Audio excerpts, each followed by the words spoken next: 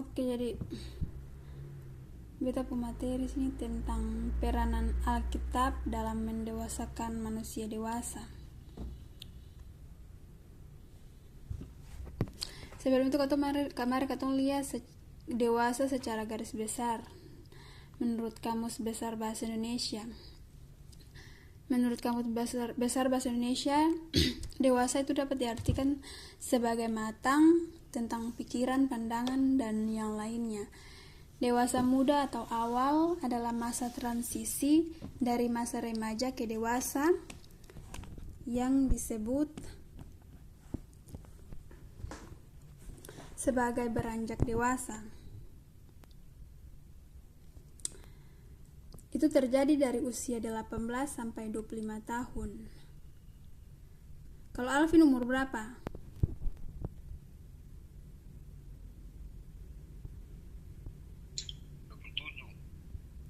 27. Berarti sudah memasuki usia dewasa ya. Secara umum tergolong dalam dewasa muda. Itu berusia 20 sampai 40 tahun. Menurut seorang ahli psikologi perkembangan Santrok, orang dewasa muda itu termasuk masa transisi, baik secara fisik, transisi secara intelektual, serta transisi peran sosial.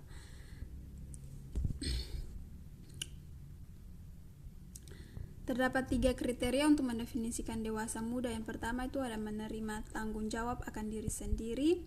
Yang kedua itu membuat keputusan mandiri. Dan yang ketiga itu mandiri secara finansial. Iya, kata langsung masuk dalam konsep kedewasaan menurut spiritual Kristiani. Dalam spiritual Kristiani ini orang dewasa dapat dinyatakan dalam sifat mementingkan diri sendiri ataupun hubungannya dengan Allah. Ada contoh dari tokoh Alkitab yang dapat menyatakan kedewasaan, yaitu contohnya Rasul Paulus.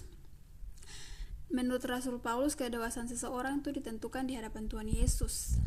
Itu terdapat dalam 1 Korintus pasal 3 ayat 1 sampai 4. Rasul Paulus menjelaskan bahwa meskipun mereka telah menjadi percaya, tetapi mereka belum mengalami kedewasaan rohani, mereka masih hidup dalam keinginan daging dan mengutamakan kepentingan diri sendiri. Rasul Paulus menegaskan bahwa jika jemaat di Korintus masih dikuasai oleh iri hati dan perselisihan, mereka adalah manusia duniawi, berarti mereka belum dewasa dalam Kristus. Ya teman-teman, janganlah sama seperti anak-anak dalam pemikiranmu, jadilah anak-anak dalam kejahatan, tetapi orang dewasa dalam pemikiran. Itu terdapat dalam 1 Korintus 14 ayat 20. Yang kedua itu peranan Alkitab dalam mendewasakan manusia dewasa. Iya, katong bisa tahu Alkitab itu sangat membantu dalam mendewasakan manusia, baik itu dalam sikap maupun cara berpikir, dalam mengambil tindakan. Hal-hal yang perlu diperhatikan untuk menjadi seorang Kristen yang dewasa menurut pandangan Alkitab itu, katong bisa lihat yang pertama itu selalu ingin belajar.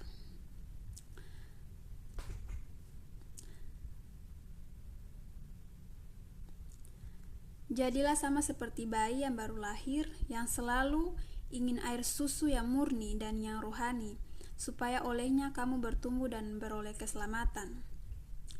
Dalam 1 Petrus 2 ayat 2, ketika kamu memutuskan menjadi murid Yesus yang sejati dan mengikut Tuhan, kamu ibarat bayi yang baru lahir, dan nutrisi terbaik untuk bayi adalah air susu murni.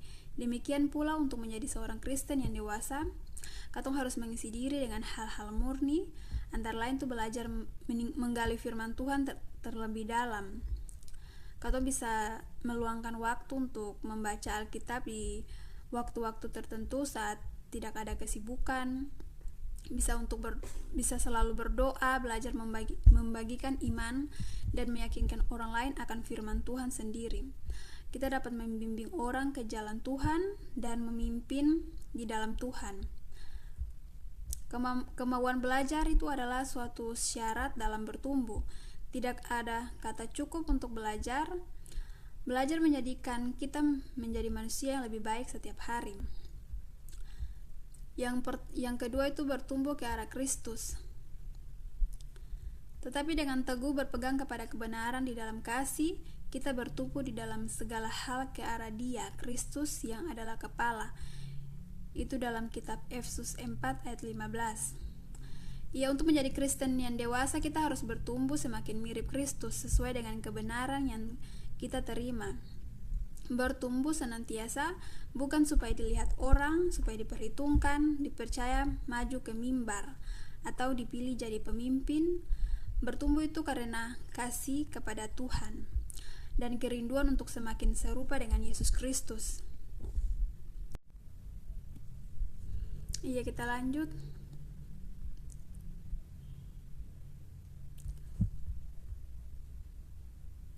Ketika kita memiliki hati yang selalu mau belajar dan bertumbuh, kita akan mentransformasikan menjadi pribadi yang seutuhnya. Jangan biarkan dunia membentuk kita, tetapi biarkan Tuhan yang membentuk. Kita menjadi seorang Kristen yang dewasa. Dengan kedewasaan rohani, kita bukan hanya semakin kuat dan setia, melainkan juga dapat membantu orang lain mengenal Tuhan dan bertumbuh di dalamnya. Ya, kita ketahui setelah seseorang diselamatkan dan mengalami hidup baru melalui iman percaya kepada Tuhan Yesus, maka dia memulai proses menuju kepada kedewasaan rohani. Proses menuju kepada kedewasaan rohani ini berlangsung secara terus-menerus sepanjang hari.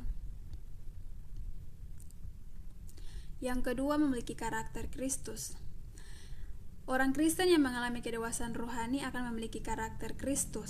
Seorang murid Kristus harus memiliki pertumbuhan karakter yang serupa dengan Kristus, karena seorang Kristen harus mampu memperkenalkan Kristus kepada dunia melalui karakter Kristus yang termanifestasi dalam diri orang Kristen tersebut.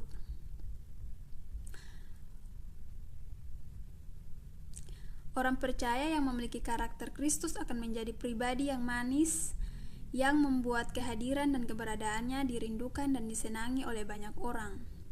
Orang Kristen yang memiliki karakter Kristus, perkataannya akan sedap didengar oleh orang lain dan membawa penguatan, penghiburan bagi yang mendengar. Selain itu, murid Kristus yang memiliki karakter Kristus, hidupnya akan melakukan banyak kebajikan sehingga ia layak mendapatkan pujian, baik dari Allah maupun manusia. Ini tanda-tanda nyata dari orang Kristen yang memiliki karakter Kristus di dalam hidupnya. Setiap orang percaya bertanggung jawab untuk menjadi alat untuk tujuan mulia yang dipersiapkan untuk melakukan seorang pengikut Kristus yang mengalami kedewasaan rohani. Dia akan memiliki kesetiaan dalam pelayanan. Hal ini sangat berkaitan dengan karakter Kristus sebagaimana yang telah diuraikan di atas. Seseorang yang memiliki karakter Kristus yang berkualitas, dia akan terlihat dalam kehidupan pelayanannya. Apabila seseorang memiliki kematangan dalam karakter Kristus, maka dia memiliki pelayanan yang efektif. Sebaliknya, apabila seseorang tidak dewasa dalam karakter Kristus, maka dia tidak akan memiliki kerinduan untuk melayani Tuhan dengan baik dan setia. Ya, kunci agar seseorang dapat memiliki kesetiaan dalam pelayanan itu dia harus memiliki sebuah komitmen untuk mencapai hasil yang maksimal dalam pelayanannya. Komitmen ini harus dimiliki dan ditunjukkan oleh Tuhan Yesus dalam pelayanannya, sehingga banyak orang mereka takjub dan tercengang dan berkata ia menjadikan segala-galanya baik. Melayani bukanlah pilihan bagi murid Kristus, tetapi melayani merupakan keharusan bagi orang percaya karena Tuhan Yesus terlebih dahulu melayani katong. Maka sudah selayaknya kita juga harus melayani Tuhan dengan setia. Ia dalam kehidupan pelayanan Tuhan Yesus telah memberikan yang terbaik, yaitu nyawanya sendiri. Tuhan Yesus menyerahkan dirinya untuk umatnya. Ia tergantung di tiang kayu salib untuk menebus dosa-dosa manusia. Jadi setiap orang percaya yang memiliki kedewasaan rohani pasti akan berusaha untuk meneladani Kristus dengan melakukan pelayanan yang maksimal dengan penuh kesetiaan. Dengan demikian, maka hidupnya akan menghasilkan buah yang lebat bagi kemuliaan Tuhan. Semua perbuatan baik yang Tuhan sediakan dan Tuhan inginkan bagi setiap orang beriman. Jadi, kita sebagai murid Kristus adalah seseorang yang mau belajar dan menjadi pengikut Kristus yang memiliki komitmen untuk mengembangkan karakter yang serupa dengan Kristus, sehingga hidup akan memancarkan kemuliaan Tuhan Yesus Kristus. Yang berikutnya itu memiliki kesetiaan dalam pelayanan. Melalui doa, juga orang percaya mendapat kekuatan dan kuasa dalam pelayanan. Dalam doa juga maka orang percaya akan pelayan mengalami penambahan segala perkara rohani. Pertumbuhan rohani jemaat diperoleh dari makanan rohani yang diterimanya, yaitu firman Tuhan sendiri. Firman Tuhan dan doa adalah dasar dari kehidupan kita sebagai pengikut Kristus. Pembelajaran, perenungan, dan ketaatan pada firman Tuhan yang kemudian diselaraskan dengan hubungan pribadi kita dengan Tuhan melalui doa, kita wujudkan lewat pengalaman dan ekspresi kita sebagai orang Kristen. Pelayanan Kristen sejati itu juga selalu melibatkan pengajaran Alkitab. Seorang Kristen harus menguasai ajaran-ajaran Alkitab dengan baik dan hidup sesuai dengan apa yang diketahuinya. Ajaran-ajaran Alkitab bukan hanya untuk diketahui, tetapi untuk dipraktekkan lewat pelayanan. Yang berikut itu memiliki keyakinan iman yang kokoh.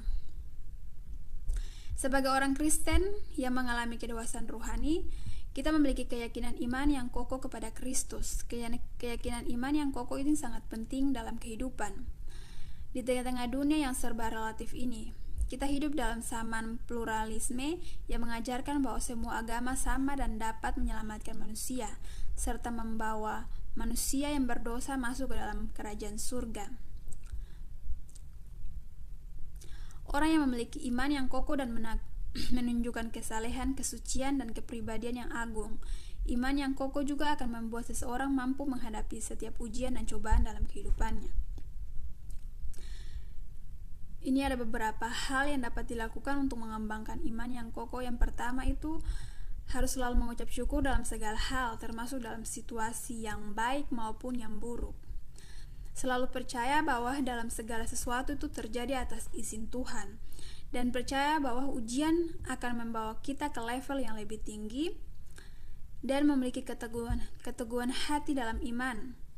Percaya bahwa Tuhan bekerja di balik layar, percaya bahwa janji-janji Tuhan adalah benar dan akan digenapi,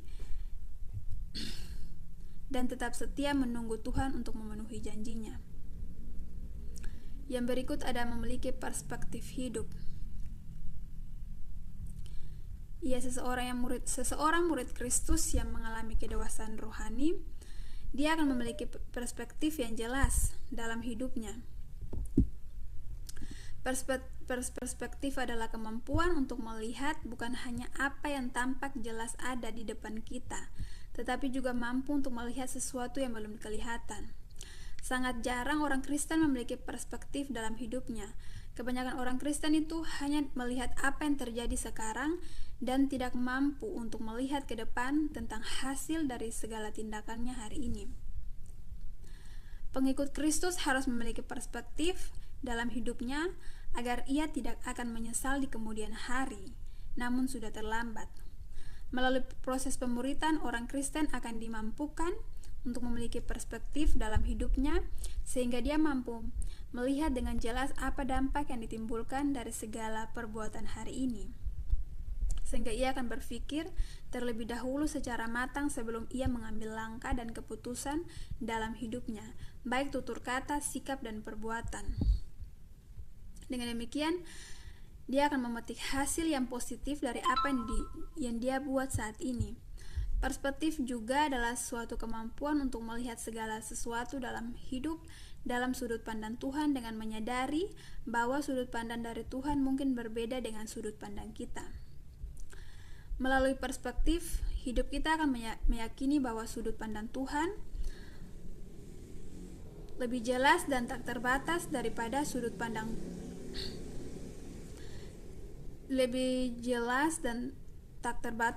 sudut pandang kita yang terbatas, sehingga kita menyelaraskan sudut pandang kita dengan sudut pandang Tuhan.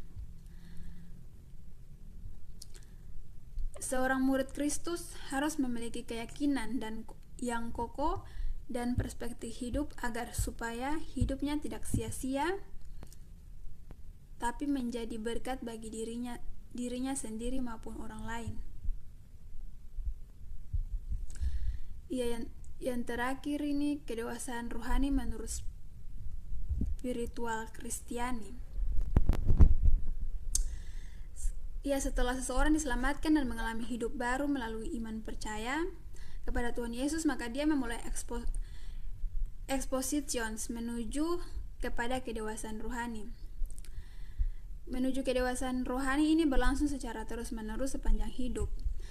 Kedewasaan rohani ini membutuhkan penataan ulang secara radikal prioritas seseorang dan menyenangkan diri sendiri kepada menyenangkan Tuhan dan belajar untuk senantiasa menaati Tuhan. Kunci untuk mengalami kedewasaan rohani adalah konsisten dan ketekunan dalam melakukan hal yang akan membawa kita lebih dekat kepada Tuhan. Seorang Kristen yang sudah mengalami hidup baru harus mengalami pertumbuhan dan perkembangan yang menuju kepada kedewasaan rohani.